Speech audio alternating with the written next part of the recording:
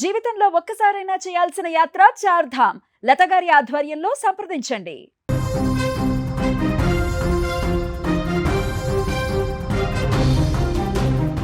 పండుగ అంటే సంబరం, కొత్త బట్టలు, పిండి వంటలు, ఆత్మీయుల కలయిక. ఇక ఈస్టర్ పండుగ క్రైస్తవ సోదరులంతా ఎంతో భక్తి శ్రద్ధలతో జరుపుకునే పర్వదినం. ప్రతి ఇల్లు పండుగ వెలుగులతో కలకలలాడుతుంది. కానీ చిత్తూరు జిల్లాలోని ఒక చిన్న గ్రామంలో మాత్రం పండుగ వేళ వెలుగులకు బదులుగా చీకటి అలుముకుంది. కొత్త బట్టలతో రావాల్సిన అమ్మ శవమై ఇంటికి వస్తే, కొత్త బట్టలతో రావాల్సిన తన తల్లి విగతజీవిగా తిరిగి వచ్చిన ఏం తెలియని ఆ అమాయక పిల్లలను చూస్తే గుండె తరుక్కుపోతుంది. ఈ విషాద ఘటన చిత్తూరు జిల్లా ముక్కలత్తూరు గ్రామంలో చోటు చేసుకుంది. చిత్తూరు జిల్లా ముక్కలత్తూరు గ్రామానికి చెందినటువంటి రోజా, రంజిత్ భార్యాభర్తలు. వీరిద్దరు స్థానికంగా ఉండే ఓ ఫ్యాక్టరీలో పనిచేస్తూ జీవనం కొనసాగిస్తున్నారు. వీరికిద్దరు పిల్లలు. అయితే తెల్లారితే పండగ ఉండడంతో పిల్లలకు కొత్త బట్టలు తీసుకొని ఇంటికి బయలుదేరారు. పిల్లలకు కొత్త బట్టలు కొని ఇస్తే వాళ్ళ ముఖంలో వచ్చే సంతోషాన్ని చూడాలని ఆ తపనతో షాపింగ్ చేశారు.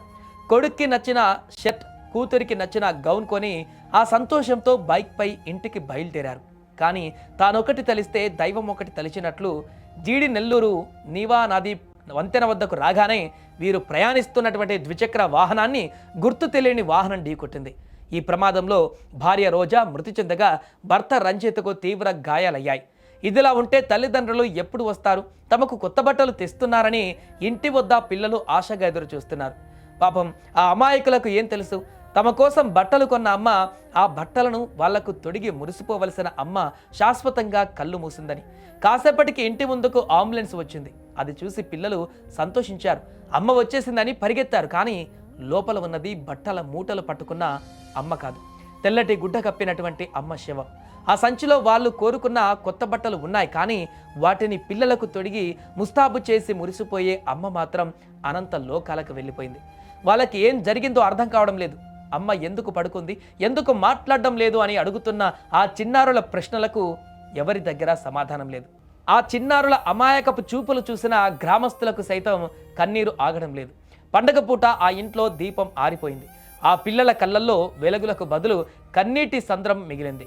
ఈస్టర్ రోజున ఊరంతా సంతోషంగా ఉంటే ముక్కలత్తూరులోని ఆ ఇల్లు మాత్రం రోదనలతో మిన్నంటుతోంది.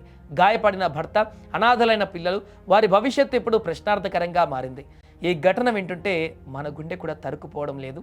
రోడ్లపైన ప్రయాణించేటప్పుడు మన చిన్న నిర్లక్ష్యం ఇంకెంతమంది ఇళ్లలో ఇలాంటి చీకట్లు నింపుతుందో ఒక్కసారి ఆలోచించండి. అందుకే డ్రైవింగ్ చేసేటప్పుడు జాగ్రత్తగా వ్యవహరిద్దాం, వేరే ప్రాణాలు పోకుండా కాపాడదాం.